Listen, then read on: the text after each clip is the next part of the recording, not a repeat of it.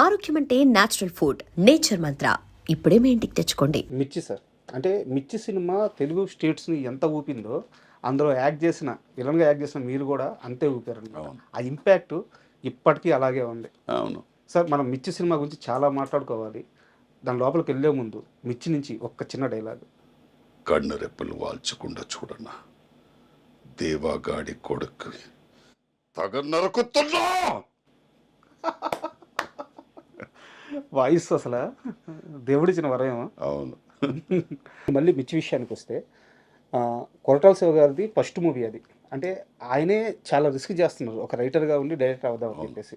అలాంటి టైంలో మీరు అప్పటికి దమ్ము చేసినా పంజాబ్ చేసినా ఒక పెద్ద ఇంపాక్ట్ అయితే ఇంకా మీకు పడలేదు తెలుగులో. మెయిన్ విలన్ మీరే. సో మిమ్మల్ని పెట్టుకోవడానికి ఆయన ఎలాంటి హోంవర్క్ చేశారు? మీకు ఇచ్చిన ఇన్పుట్స్ ఏంటి మిర్చి టైంకి? ఆయన నాకు తెలిసి నాకు తెలియదు ఏం హోంవర్క్ చేశారని, బట్ నా తమిళ సినిమాలు చూస్తున్నారు ఆయన అప్పుడు. సార్ చూసి నాకు కథ వచ్చి ఫోన్లో చెప్పారు ఆయన. ఫోన్ చేసి కథ చెప్పారు. కథ చెప్పిన తర్వాత క్లైమాక్స్ చెప్పారు. క్లైమాక్స్ ఇన్ఫ్యాక్ట్ డైలాగ్స్ చెప్పారు క్లైమాక్స్లో.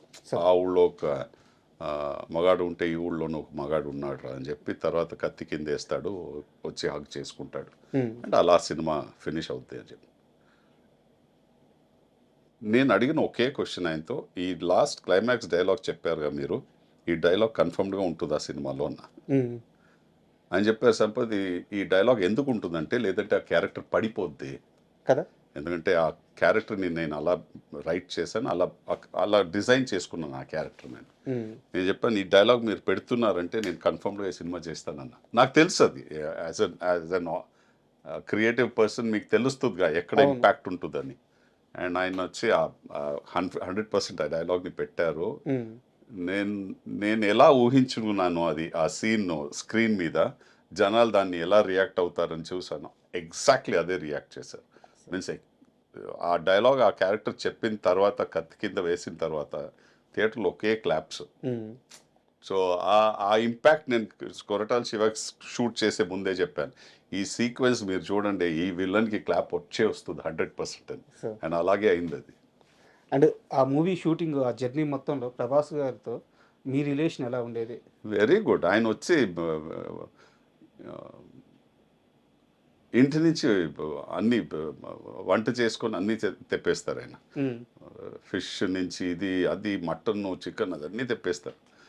సో ఎలా అంటే, నేను యాజ్ ఇట్ ఈస్ అప్పుడు చాలా హెఫ్టీగా ఉండేవాడు. నేను 98 kgs ఉన్నాను నేను అప్పుడే వర్కౌట్ చేసి. నేను ప్రభాస్ చెప్పేది, ప్రభాస్ నేను ఇంత తింటే ఇంకా వెయిట్ వేసేసుకుంటాను, నాతో ప్లీజ్ ఇవ్వకండి అని చెప్తే, లేదు సంపత్ మనం డెఫినెట్గా తినాలి అని. చాలా చాలా ఫ్రెండ్లీ. అండ్ అంత పెద్ద స్టార్ అయినా అదన్నీ ఏం లేదు, హాయిగా ఉంటారు, సింపుల్గా ఉంటారు. డబ్బింగ్ విషయంలో కూడా మీకు ఏదో సంపత్, నీకు కావాల్సినంత ఫ్రీడమ్ తీసుకో, ఖచ్చితంగా నువ్వే డబ్బింగ్ చెప్పి అదన్నీ అందరూ. కానీ in fact first day it self చెప్పి, మీరే చేయాలి ఇది, ఇంకెవరు చేయకూడదు. ఎందుకంటే ఫస్ట్ ఆఫ్ ఆల్ ఈ వాయిస్ యూనిక్ ఉంది. సెకండ్, మీరు ఈ స్లాంగ్ని పట్టేస్తే మనకు కరెక్ట్గా 100% హిట్ చేసేద్దాం మీ వాయిస్తో అని చెప్పి. నేను అఫ్కోర్స్ నాకు తెలిసి నేను 3 రోజులు తీసుకున్నాను డబ్బింగ్కి దాన్ని, ఆ సినిమా. అవును, ఎందుకంటే కొత్తగా వచ్చాను, మన తెలుగు ఆ స్లాంగ్ని పట్టాలి, ఆ డిక్షన్ లోపల వెళ్ళాలి. బట్ అందరూ నాకు చాలా సపోర్ట్ చేశారు. సో కొరటాల శివ కానీ, ప్రొడ్యూసర్స్ కానీ, వంశీ, ప్రమోద్, అఫ్కోర్స్ 100% ప్రభాస్. ఆయన చెప్పేశారు, ఇంకెవరు కాదు సంపత్తి డబ్ చేయాలి ఈ సినిమా అని చెప్పేశారు. అండ్ అంటే నాకు తెలిసింది సార్, ఇది నాది తప్పు అయితే నా ఓట్స్ బ్యాక్ తీసుకుంటాను, మీరు కన్ఫర్మ్ చేయండి. మిర్చి అంత పెద్ద సక్సెస్ తర్వాత మేకర్స్ అంటే ప్రొడ్యూసర్స్ కానీ డైరెక్టర్స్ కానీ మీకు వరుసగా ఆఫర్స్ ఇవ్వడానికి రెడీ. బట్ తెలుగులో కొంతమంది హీరోలు సంపత్ని పక్కన విలన్గా పెట్టుకుంటే మేము మ్యాచ్ చేయలేము అని చెప్పేసి కొన్ని ప్రాజెక్ట్స్ మిస్ అయినాయి. అవునా? నాకు తెలియదు, దాకా రాలేదు అది. నేను అందరూ తర్వాత చేశాను కాబట్టి, మహేష్ బాబుతో చేశా, అవునవును, అందరితో చేశా. చాలా వరకు ఏంటంటే మేకర్స్ రెడీ అంట, బట్ ఏంటంటే అక్కడ ఉండే హీరోలతో సమస్య అంట. నాకు తెలియదు అలా, నేను వినలే అలా, ఎక్కడ వినలేదు. అండ్ నాకు తెలిసి అలా ఉండదు సార్. ఎందుకంటే నేను యాక్ట్ చేసిన అన్ని హీరోస్ చాలా కాన్ఫిడెంట్ అయిన హీరోస్. ఉమ్, ఉమ్. సో నాకు ఒక్కసారి నేను చెప్పేది యాక్ట్ చేయని హీరోల గురించి. తెలియదు నాకు. మళ్ళీ తెలీదే. నాతో యాక్ట్ చేయలేదంటే నాకు ఎలా తెలుస్తుంది? సార్ అండ్ సారీ సార్, అంటే మిర్చిలోకి వెళ్దాము. మీరు డైలాగ్ చెప్పారు కాబట్టి ఒక కంటిన్యూటీ క్వశ్చన్ అడిగి మిర్చి గురించి వెళ్దాం. మామూలుగా తెలుగు 2 రాష్ట్రాల్లో ఒక వాయిస్ అంటే సీనియర్ ఎన్టీఆర్ గారు, ఆయన దేవుళ్ళ భావిస్తాం. ఆయన తరువాత మోహన్ బాబు గారు.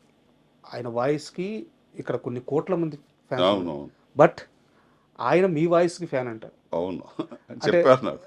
అంటే ఏ సందర్భంలో అలా చెప్పారు, ఏం జరిగింది కాస్త వివరంగా చెప్తారు. నేను విష్ణుతో ఒక సినిమా షూటింగ్లో ఉండేటప్పుడు వాళ్ళ ఇంటి దగ్గరే షూట్ చేశాను. సార్ సో విష్ణు చెప్పారు, నాన్నగారు మిమ్మల్ని కలవాడు అని చెప్తున్నారు, ప్యాకప్ అయిన తర్వాత ఇంటికి వస్తారు. వాళ్ళ గేట్ బయటే షూట్ చేస్తున్నారు. సార్ సో వెళ్తే ఆయన కూర్చున్నారు అక్కడ. అండ్ చాలా చాలా అంత సింపుల్గా మాట్లాడారు నాతో. యాక్చువల్లీ వచ్చి కూర్చో సంపత్, నాకు చాలా నచ్చుతుంది, నేను నీ గురించి చదివాను, నీ గురించి విన్నాను, అండ్ నువ్వు వచ్చి మీన్స్ ఏది ఉంటే అది స్ట్రైట్ మాట్లాడేస్తావంట. ఇదన్నీ నా క్యారెక్టర్ అలాంటిదే, నేను అలాగే అవన్నీ చెప్పారు. తర్వాత ఆయనతో వచ్చి కలిసి నేను డిన్నర్ చేశాను ఆ రోజు. చాలా 3-4 అవర్స్ ఆయనతో ఉండి ఒక మంచి ఎక్స్పీరియన్స్ అది. అప్పుడు చెప్పారా మీ వాయిస్ గురించి? వాయిస్ గురించి చెప్పారు, చాలా బాగుంది వాయిస్. ఇన్ఫాక్ట్ నేను మిర్చి వచ్చి చూసేటప్పుడు ఫస్ట్ అడిగాను, నేను ఎవర్రా ఇతను, డబ్బింగ్ చేశారా, ఎవరైనా కొత్త డబ్బింగ్ ఆర్టిస్ట్ వచ్చాడా, ఎవరు ఇదని అడిగా. తర్వాత తెలిసింది నువ్వే, నీ వాయిస్ ఏదని చెప్పి చాలా హ్యాపీ పడి అదే చెప్పారు, క్లాస్ సినిమాలు చేయి, ఎక్కడ తగ్గకో, అలాగే ఉండో, నువ్వు ఎలా ఉన్నావో అలాగే ఉండో, అండ్ హెల్త్ అని బాగా చూసుకో అన్నీ చెప్పారు. అండ్ భోజనం వచ్చి యాక్చువల్లీ డిన్నర్ చేసి వెళ్ళాలి నువ్వు, నేను చెప్పేసాను ఆల్రెడీ కలిసి చేస్తున్నావు అని చెప్పేసా, నువ్వు ఎక్స్క్యూజ్ ఇవ్వకు అని చెప్పి కూర్చొని అదే చెప్పాను కదా, నేను ఈజీలీ 4 hours 5 hours స్పెండ్ చేస్తున్నాను ఎంతో. అదే సార్, అంటే లాస్ట్ ఒక ఇంటర్వ్యూలో మీరు ప్రస్తావించారు కానీ సందర్భం గురించి చెప్పలేదు, అది కనుక్కుందామని అడిగాను.